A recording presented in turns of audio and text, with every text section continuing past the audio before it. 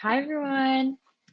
Thank you so much for joining. We are so excited to be coming to you live from Stanford's campus for our Students of Applied Cybersecurity panel. Thank you so much to Yen and the entire CyberFest team for allowing us to put this together. Yasmin, Pierce, and I are super excited to be speaking today. So I guess we'll kick it off with introductions. I'll pass it to Yasmin to start off and do a little bit of intro, and then we'll just go around and introduce ourselves. Perfect. Thank you so much. Hi, I'm Yasmin. I am a junior at Stanford, and I'm currently studying computer science with a focus in systems. I've been a part of Stanford's Applied Cybersecurity Club since my freshman year. This year, I am the vice president, and I'm involved in the CPTC and CCDC teams. I also did Cyber Patriot in high school, so that's kind of where I got my start.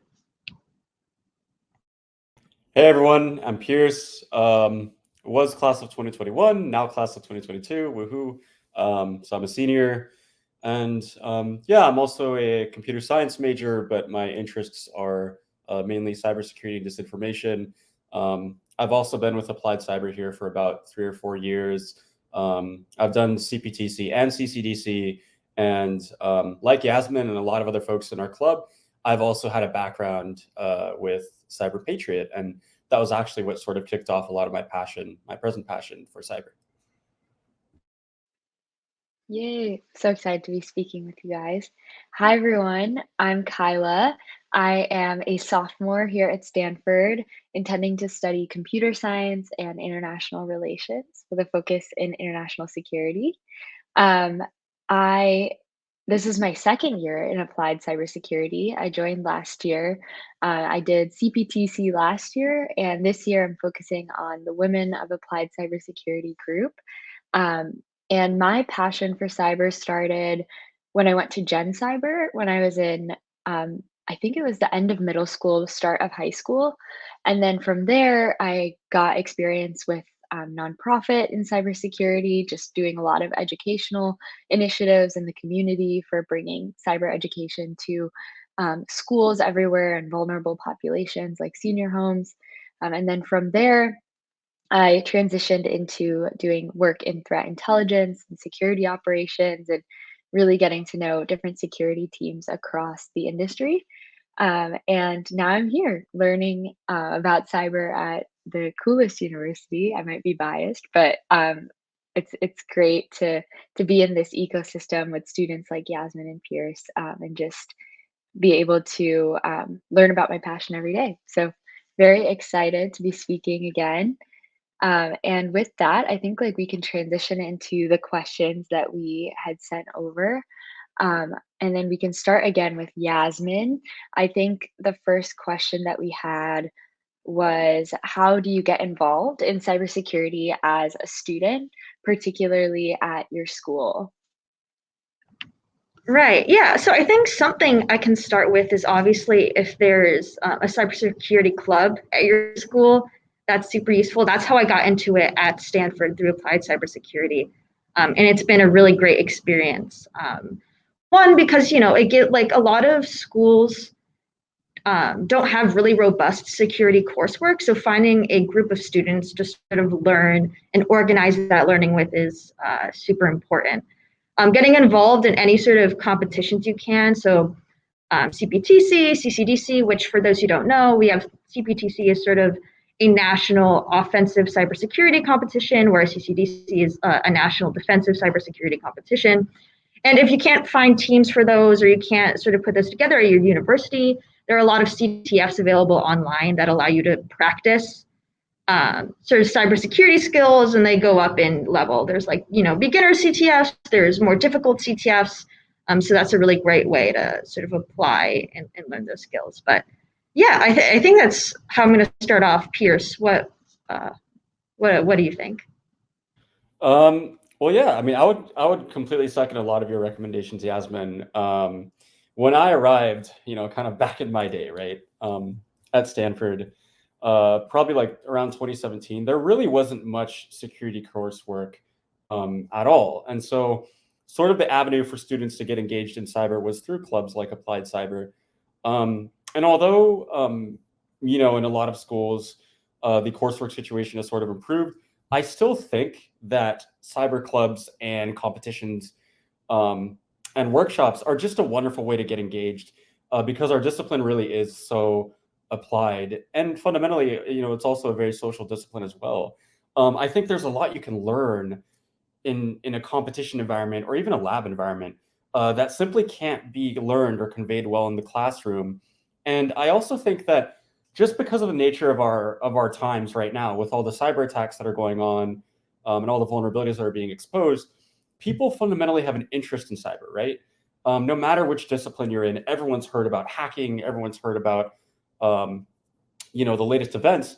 And so I think if you're a student and those clubs don't exist where you are, sort of promoting those events and promoting those venues is something that could really spark that passion for a lot of those people who might be like you, but may have no venue to sort of like express their interests.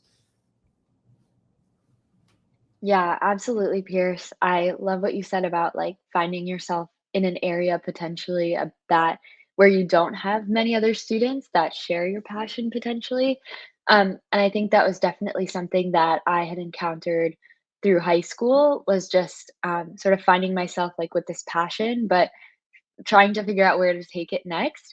And I think one thing that's so special about our generation is just like our exposure and our access to the internet and social media to find other groups of peers or interested students who are working on similar things.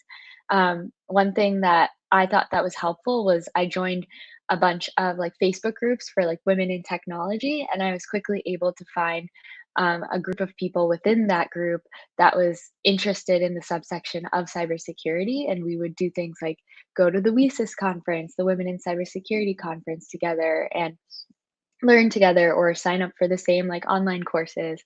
And that's another good thing that I guess has come out of this like pandemic and the changes of the world is just like the amount of online resources there are to learn cybersecurity. So even if you are a student in an area that might not have direct access to a competition team or something or a mentor, or you're in a what they call a cybersecurity desert, you can definitely read a lot about cybersecurity online through like the papers that are written by these security companies, the press releases that they make, the news articles, as well as like podcasts like Cyberwire Daily and things like that, that just like immerse you in language. So I found that to be really helpful. Is just like the massive amount of resources and open source things that the security industry puts out. Amazing. So I think, yeah, I think that question was great. Our next question, and Yasmin, you can start again, but what is the most important thing you think that we can do to prepare, you think that you could do to prepare yourself for a career in cyber? Right. Yeah. I think, again, coursework is nice if you have it just to sort of build that baseline knowledge. But as you know, we've mentioned, it's like sometimes it can be hard to find sort of some universities don't have really robust academic programs for cybersecurity, so that's tough. Something I hear from a lot of like mentors in my life, cybersecurity mentors, is that certifications are really useful in industry. So finding those certifications and getting those certifications when you can is really nice. And sort of free learning materials for certifications are increasing. So I think that's really great.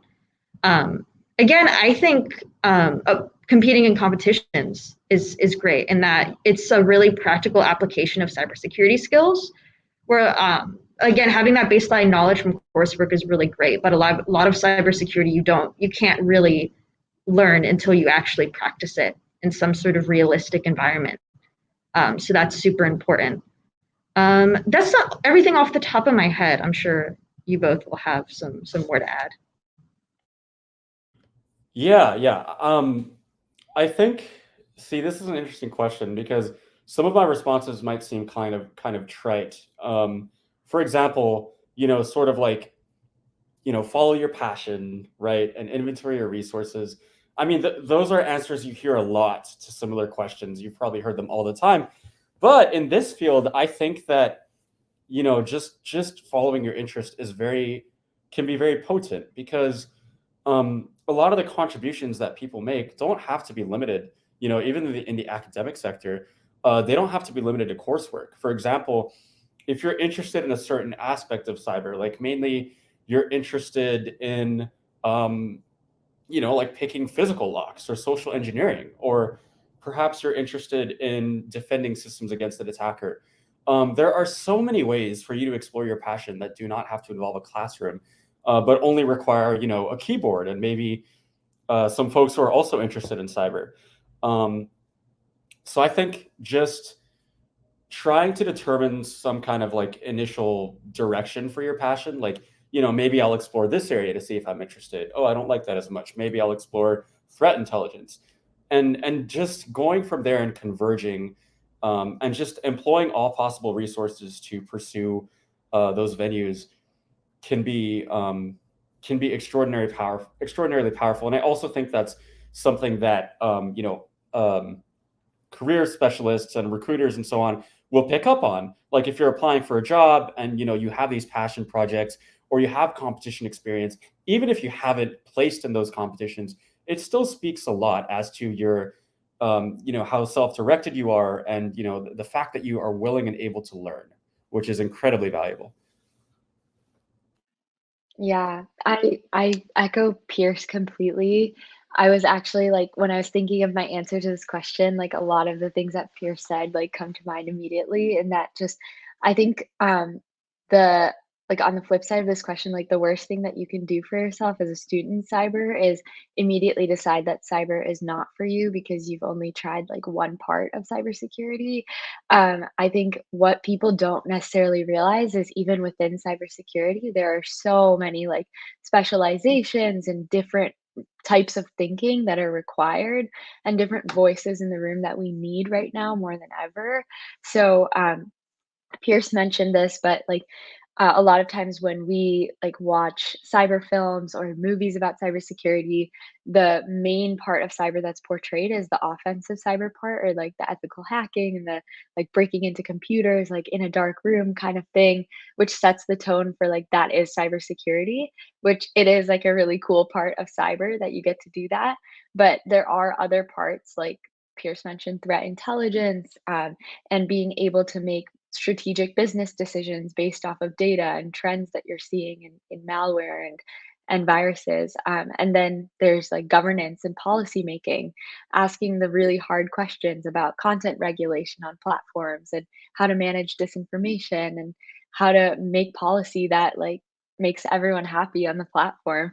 So I think there is a space for everyone, and as a student, one thing that you can do to prepare yourself is just make sure you spend adequate time, like, just exploring all of these different facets and practicing your writing skills, practicing your reading skills, practicing your math skills, and learning about encryption, like, knowing that, like, you can apply any sort of discipline to understanding cybersecurity, and yeah, don't be afraid to like test out different areas and see what sticks and see what makes you passionate.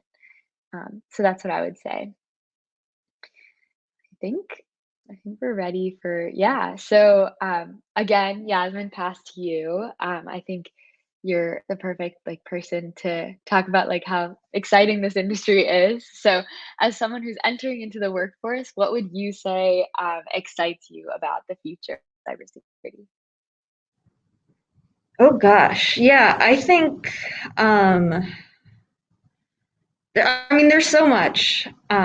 It seems to sort of the field of security is expanding really fast, which is so necessary. Like we need uh, if you look at the news any particular day, you'll see how much we need cybersecurity and cybersecurity professionals in the workforce. I think something that I think is really interesting is sort of the idea of multidisciplinary security or security everywhere. So expanding the way we think of security, and like, security isn't just an IT team protecting your company's digital systems. It's training all of your employees on how to avoid phishing attacks, and uh, making sure your physical security is up to snuff. So I think like the expansion of security into all different like facets of a workplace and all different facets of a company's systems is super interesting and also super necessary. I think what else?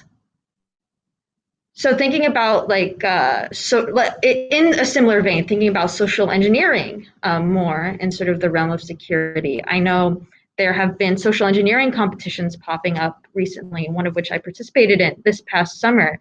And I think the fact that those opportunities to learn more about the maybe soft side of cybersecurity is super awesome and something I'm super excited about. But yeah, in general, just excited to see the field of cybersecurity grow. Yeah, I think that's what came to mind for me. Yeah, hearty thumbs up to that. Because yeah, I mean it's wonderful to see this field growing and at the rate at which it is. And you could sort of take two perspectives on that, right? You could have an optimistic or a pessimistic view, right? You could say that, well, it's growing and the need is growing because the need is growing. There are vulnerabilities, there are holes in our conceptualizations of you know what we're defending, whether we're defending computers or we're defending minds, as disinformation is sort of leading us to realize. But at the same time, undeniably, I've seen a tremendous amount of potential just in the folks who are coming to places like this and showing up, at applied cyber meetings, and that is what most excites me about the future of the field.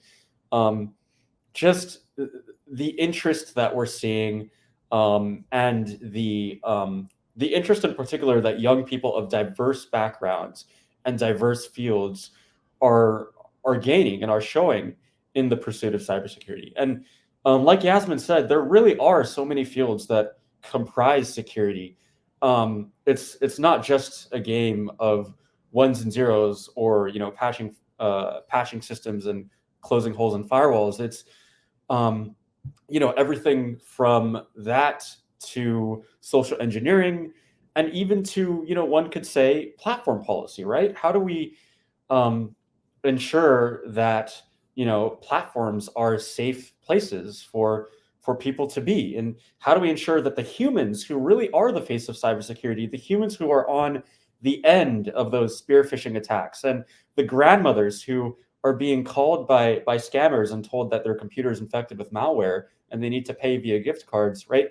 How do we ensure that those folks are secure and are safe? So um, there's a tremendous amount of promise here, but there's also a diverse array, I think more diverse than ever, of areas in which we need these just brilliant young folks to go and think about. Yeah, exactly. And I also think, like, as you're saying, Pierce, and you as well, Yasmin, it's this whole of society approach that we're seeing to cybersecurity that, like, I feel like has increased over, I guess, the last maybe like year and a half, where like we're really seeing like all different stakeholders like become actively aware and involved with like understanding that threats that they're facing are not only threats that they're facing, but like threats that the industry is facing, or companies, organizations just like them are.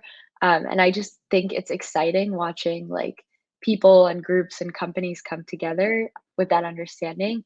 I guess one example of this like coming together idea and this whole of society approach to cyber was during the election, the last election. I think there was this whole social media push around like let's fight disinformation together, let's come together, understanding that every citizen, it is the duty of every citizen to report disinformation when you see it, to like keep each other safe on these platforms, as Pierce is talking about, and to really like commit to security together. And that was something like, it was not only that, but there was also like a whole, group within our country of like patriots who were fighting for our like election security and making sure that every like voting ballot place was safe and accurate. So it's this approach where like everybody is a stakeholder in security that I think is just so so cool and like empowering as a everyday citizen to understand that like even the little action of creating a strong password means that I'm contributing to the security of my organization, the security of my country. That's such a like bold and maybe a little scary statement, but also like super empowering to think that you are a like what's it called, like a link in the chain that we have as a country. So that's what I would say. I think. All right. Now, I guess on the flip side, we talked about the what excites us. Now we have what concerns us. So, Yasmin, what are your thoughts? Yeah. Um, oh gosh. I think the way that we teach cybersecurity in schools um, is behind sort of sometimes what we know to be best practices. And one way I think about that is that, for like a lot of computer science degrees, cybersecurity isn't really at the center of that. So sometimes you have people who are going to be software engineers who are studying computer science who have never taken a security class in their life. And that's still the case at a lot of schools. And you see the effects of that. Like you see sort of these very basic vulnerabilities popping up, even at sort of large companies or within governments. I feel like I've heard about at least two of those in the past week, where people leave, plain text passwords in their source code and stuff, where security is like not at the forefront of people's minds when they're creating software. And because like we don't teach that at the center of our curriculums, people feel like it's people are sort of annoyed when they're told to think about security. Like they write security software that isn't security centered, and then they're like, and someone tells them like, this isn't secure, and there's almost like an now I have to rewrite this. So I think something that's concerned me for a while is the fact that we aren't centering cybersecurity for within technical coursework when it should be at the center. It should be so vital, because 90% of the time when you're going to be a software engineer out in the world, you're going to be handling people's data, or you're going to be handling important systems that could be, the target of an attack. And so security should be at the forefront of your mind when you're designing things, and oftentimes it just isn't. So that's something I think about a lot. Yeah, I completely agree with that perspective. I think one of the biggest gaps is that even at a school like this, right, you have a lot of folks who take these wonderful classes in, user interface design or web design, and they go and they launch these brilliant products, or they launch, social media platforms of the type that you might find in Silicon Valley, and yet they never leave the school having taken a single security class, or if they're designing a platform, they never leave the school having taken a single trusted safety class that shows them some of the dangers and downsides of certain ways of designing these systems. So that's a big problem that I think Yasmin has astutely identified. The second thing is just the scope of the problem. I'm sort of biased. I have experience in critical infrastructure security, especially election security, and disinformation. But I do think that there's still quite a lot of need in the critical infrastructure space, and in the disinfo space. And by disinfo, I mean, I think there's still a lot of need in terms of how we convince people, that pre-existing systems, critical systems like elections, are secure. And how do we have an honest conversation, and yet a conversation that also builds trust? Um, I think that some actors still see security and investment in security as a loss and kind of a burden. But I think that security really isn't a loss on something like a P&L sheet. It should be perceived as an investment, right? Because if you're building safer systems, if you're building systems that, do less harm and that account for the possibility of intrusion, right?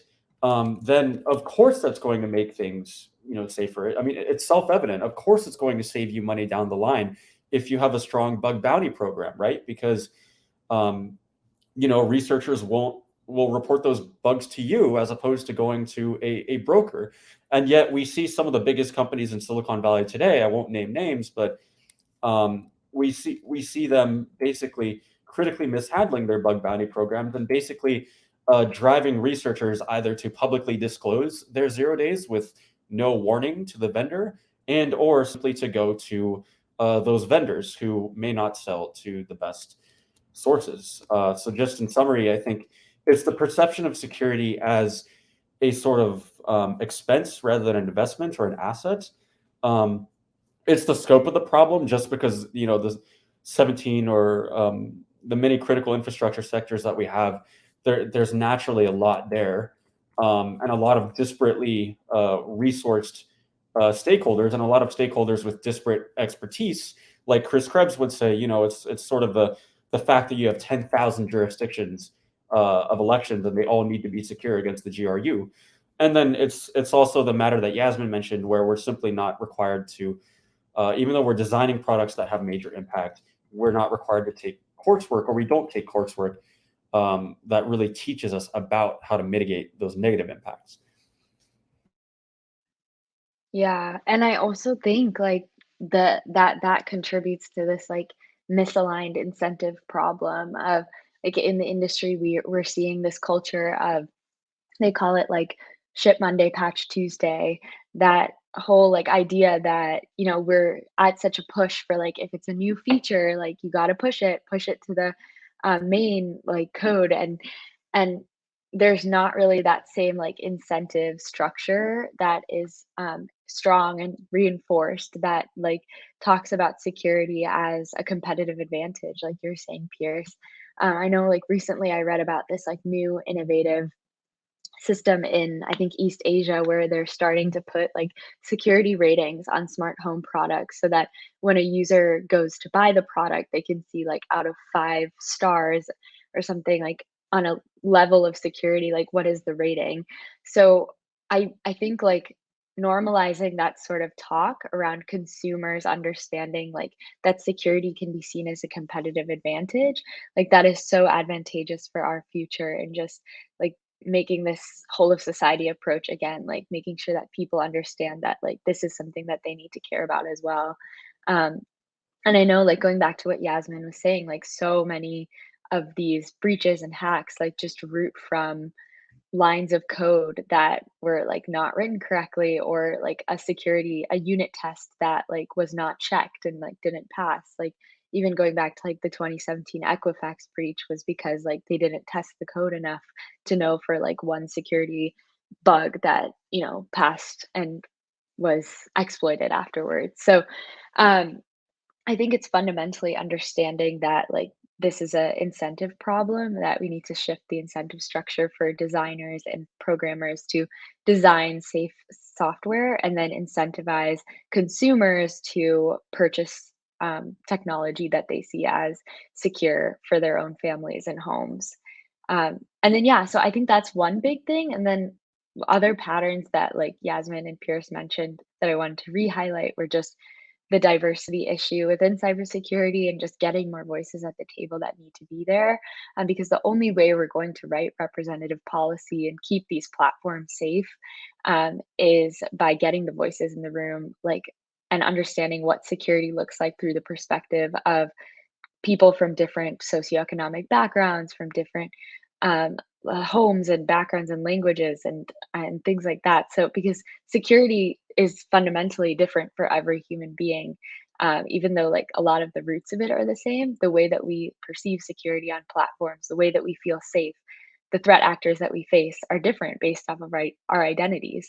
So taking a very like unique approach to the communities that are on these platforms, I think will be what changes the game in the future for us.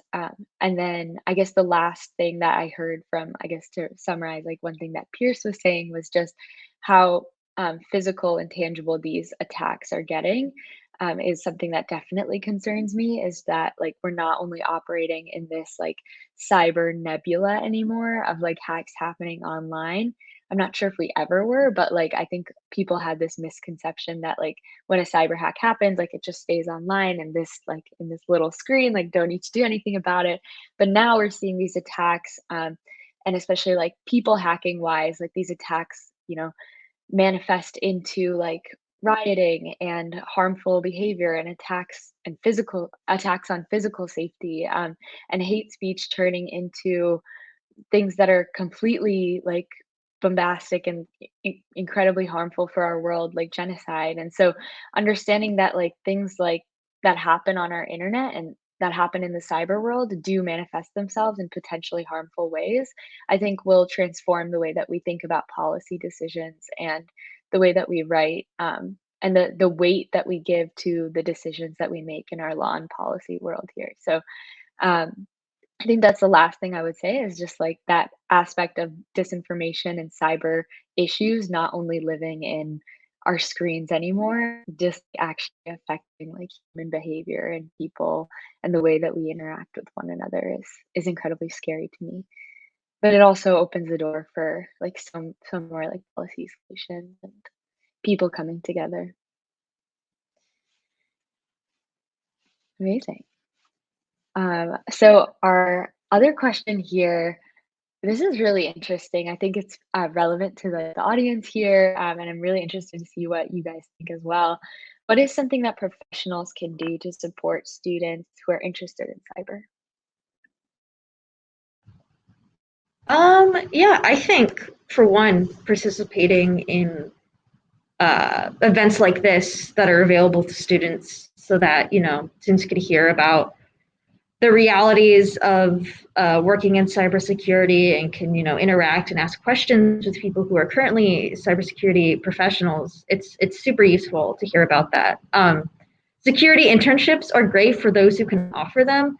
I know at least a few years ago when I was in high school and in looking into doing security, I was like, wow, like if I want to do a software engineering internship, it's a lot easier than doing a security internship. And that's been changing. Like there are more security internships, but the companies that do offer those are it's super useful and super amazing to see that. And I'm always excited when like, oh, okay, here's an opportunity to get involved directly in security in industry while I'm in college. Um, Something that's been like we've had as part of AC like company sponsors before, and like that's been super amazing. Like a lot of times, especially not necessarily at our school, but at schools where the administration or something else, they don't value cybersecurity.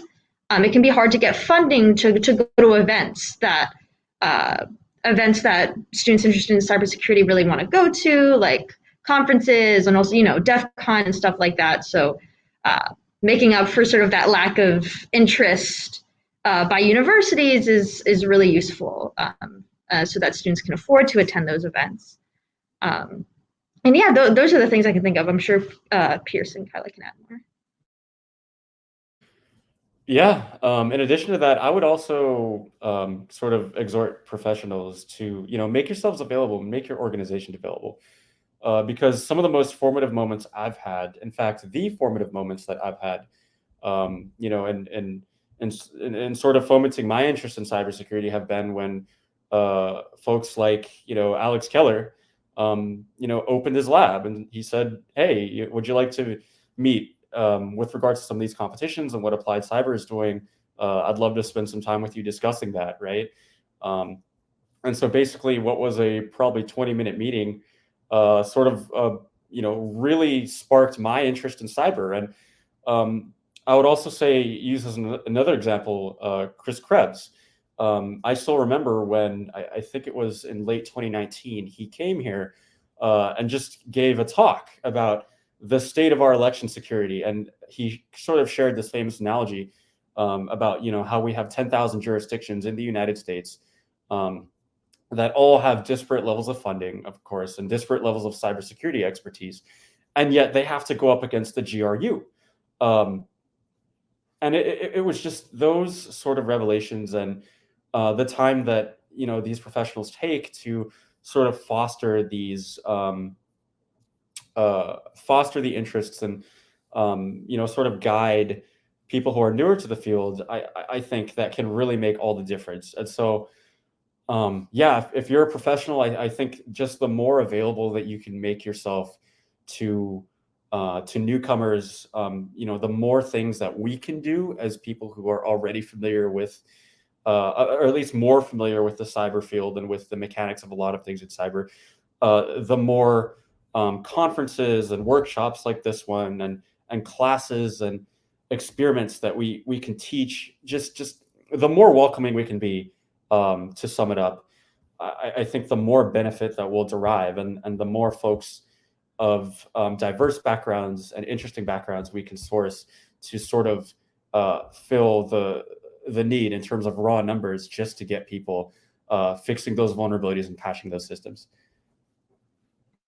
Absolutely, Pierce and Yasmin. I couldn't agree with you more. I think the one thing that I might add, just because I know we're running low on time as well, is um, just that I think for professionals to understand it starts early, like not even like in college, like getting students interested and passionate about cyber can start as early as elementary and middle school, and just like engaging them in these conversations where they just find themselves like enthralled with the work that you're doing. Um, so definitely not only like offer yourself as a mentor if you find a student who is in their like college level who might have potential in cyber, but also like for younger students, maybe offer your services or expertise to make sure that their schools are safe, right? Our K through 12 like system is experiencing this like huge issue right now of protecting themselves from ransomware attack and cybersecurity. So dedicate yourself and your time to making sure that students feel safe at school, and then also maybe like speak at the school and share about what the work is that you do and the superhero that you are. So I would say that, and then, yeah, if you see potential in a student, if you see them that they could make for a really excited cyber professional, or, if you see them having these like analytical problem solving skills that you think um, could be interesting and like needed for our future, then approach them and say, hey, I think you would make a really good cyber professional. I can't tell you what a difference that makes when you hear that reinforcement from someone else who's working in the industry, just saying that, "Hey, I think you could be really good at this." And I think those have been like formative moments for me in my career as well. So we would love to take some questions from the public. So if anybody has any questions, please feel free to drop them in the chat, and we can go in our usual round of Yasmin, Pierce, and I to take a stab at them.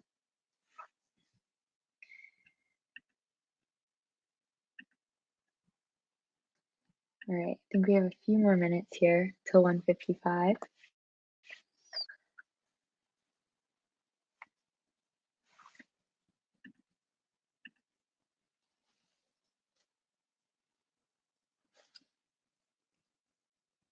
Cool. Okay, so I see one question that pops up on the screen. We sort of touched on this question earlier, but would love to hear what you all think of where do you see the future of security and the industry going within the next 10 or so years? Actually, can come back to me? I think I want to think about this a little bit. If you have a thought, Pierce. Yeah, I'd appreciate a couple minutes to ponder this one too. Yeah, for sure. I think maybe I see one other question in the comment section um, that maybe we could answer and then come back to the other question to give us a little bit of time to think about that because it's a chunky question. But this question is, how do I start exploring my interest in cybersecurity more deeply as a student? Do I have to have a background in CS? Great question. I want to first add on, I want to answer that second question. Is a background in CS required? Absolutely not. I'm currently the TA for a course called Hack Lab at Stanford, which is sort of built for students. It's built with the thought that students might not have any CS background. And sort of there are courses like that that teach security from the ground up, but even sort of removing the technical idea, there's cybersecurity policy.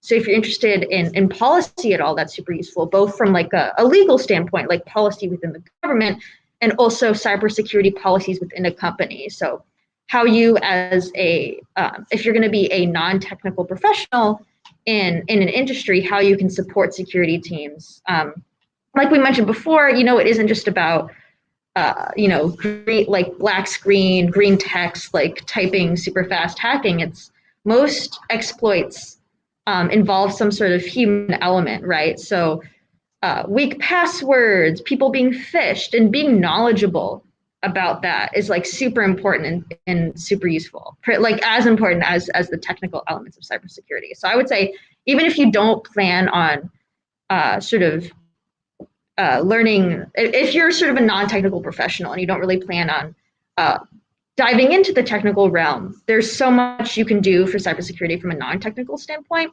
And even if you like want to do technical stuff, there's a lot of ways to jump into cybersecurity without a deep knowledge of CS, is what I'd say. Well said. Kyla, do you have anything for that one? Yeah, I guess I'll take I think Yasmin, like, perfectly stated the second part. I think we definitely do need, like, more voices from all sorts of majors, even things like English and writing. Like, you would be so surprised how much, like, writing goes into, like, threat intelligence reports, and making sure that, like, the CISO knows what's going on in a very brief manner. Like, they don't have all the time in the world. So knowing how to, like, break, like, a 10-page technical report down into, like, 3 or 4 sentences of, like, what's the most important, like, those are sorts of skills that, like, you might not get from a CS major that you would get from a different major. So definitely don't constrict yourself to one specific background. And then how do I start exploring my interest in cybersecurity? I think a lot of this was like sprinkled throughout our talking, but like competitions are a great way. I think that is what a lot of like the background that we have had, like competitions, camps. Like there are a lot of free resources out there, like on whether that be on Coursera or things that like security researchers have posted. Like Hack This Site is like one site that is like just publicly available for if you're looking to get started in offensive security. Um, and so there are so many like different things out there. Again, going back to like even if you just want to like get familiar with the language of cybersecurity, like feel free to like listen to some podcasts and read like I think Darknet is a good like site that has like articles just about cyber like vulnerabilities and things like that. So yeah, I would say like there's so many ways that you can get involved. Just start somewhere and you'll see that like doors will open for you from there. Awesome. So now we have like 2 minutes left. So if we don't have any other questions, we could attempt at the tough question of what does the future of this industry look like? And oh, there's two comments. Mm,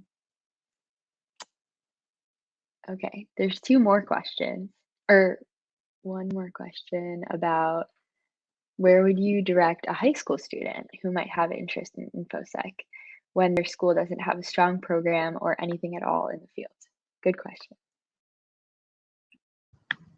I think something I can suggest is CTFs. CTFs aren't sort of limited to college students. Anyone can participate in CTFs, and they're like CTFs that are sort of beginner level, and they're a great way to learn sort of the low like or the beginner level exploits. I would look for CTFs that are beginner level, but also have good write ups. I think it can be hard when you first get into security to sort of learn from competitions and CTFs if there aren't write-ups. Like they say, hey, here's a beginner level exploit, but you're like, I don't even know where, like, what does this even mean? How do I even find this exploit? So finding CTFs with really good write-ups is great. There are great courses online. You can find security courses on things like Coursera and stuff like that. So free online security courses are a great place to start, and to sort of apply that knowledge, CTFs are a good way to do it. If you want to sort of take an initiative at your school, trying to put together a cyber patriot team was really great. That's what happened when I was in high school. We didn't have any sort of cybersecurity. We barely had a computer science presence, and we didn't have any cybersecurity presence at all. So we put together a cyber patriot team, and we didn't do amazing, but it was really, really useful as sort of a learning experience. That's what I'd say. Right. Yeah, and I would second that. I mean, I know that we are running short on time, but bug bounty programs like Mr. Duff mentioned in the comments, those are a great way to get started. We've had some great people. For example, Jack Cable is one sort of rock star we have here, and he actually got started with bug bounty programs, and you would be surprised in terms of the systems that are vulnerable, even systems that you would think are processing some of the most sensitive information out there, right? Can be subject to some surprisingly big and elementary vulnerabilities. So there's that. Like Yasmin said, just clubs. Cyber Patriots a good starting point. It can be kind of methodical in terms of defense in a way that CCDC or CPTC, some of the collegiate competitions are less so, but still, it's a good way to get your feet wet. Yeah, I mean, Kyla, do you have anything? I know we have limited time, so I'll just send it to you. Yeah, I mean, I think you all covered it perfectly. Clubs, talking to teachers. I mean, if there's any class that you're taking where there's like a free open-ended project that they're letting you do. I remember like I took a iOS programming class in high school, and our final project was sort of just like open-ended. You can build anything you want as long as it's an iOS app. And then from there, like, if it's that open-ended, like, take it in your stride to just, like, go out and do something cyber related with that. Even if it's, like, an essay for an English class, like, there's always something you can find, like, always questions to answer related to cybersecurity and the law around cyber right now. And so, yeah, I would say, like, there are definitely ways you can make it work and, like, infuse your passion for cyber into the other things that you're doing in your life, in small and big ways. And so with that, I want to thank Yasmin and Pierce for joining us. And I think this was just such like an interesting discussion to have, even just like hearing from you guys as your peer in this sort of setting. It's been so fascinating to learn from you. And I guess we'll close out, but definitely like if anybody wants to get in touch with us, I know I am on Twitter, and I think Pierce, you are as well. But Yasmin, whatever way, I don't know if you're on Twitter, but whatever way, like I think you can definitely find us online. But we can share like our email or like our Twitter handles so you can find us and keep in touch because, as we said, this is a community and we're here for all the students in the room and all the professionals if you ever have any questions. So thank you Yeah. again to Cyberfest. Yeah, Pierce, go ahead. And sorry, I don't mean to interrupt, but just one more thing I wanted to mention. Don't be afraid to break down some doors. You know, just keep knocking and knocking. There was a squad of 4 of us that tried to go to CISA right after we heard from Mr. Krebs. And the federal hiring system can be so Byzantine that, I mean, we were all rejected with no reason given, but we just kept trying. And, Director Krebs really helped us. And just leveraging contacts and just pinging people, don't be afraid to be annoying because sometimes it's the squeaky wheel that not only gets the grease, but that demonstrates that you're interested and passionate and motivated to get to where you'd like to be. Yeah. And the best way to contact me would be plowary@stanford.edu, or you could just look up my name. Yeah. Amazing. And Yasmin, any closing thoughts or? Oh yeah, I mean, I just want to thank both of you for joining me here. It was so interesting to hear your thoughts, and thank everyone in the chat and all the organizers for allowing this panel to happen. If you want to contact me, you can reach me at ymitchell@stanford.edu. That's probably the best way. But yeah, thank you all so much. Amazing. And for me, my email is just Kyla Guru, my first last name, at stanford.edu. And I'm also on Twitter. You can find me at Guru Detective. I would love to contact anyone and keep in touch. But thank you, Cyberfest, for having us. Have a great rest of the week, everyone. Thanks, everybody. Bye.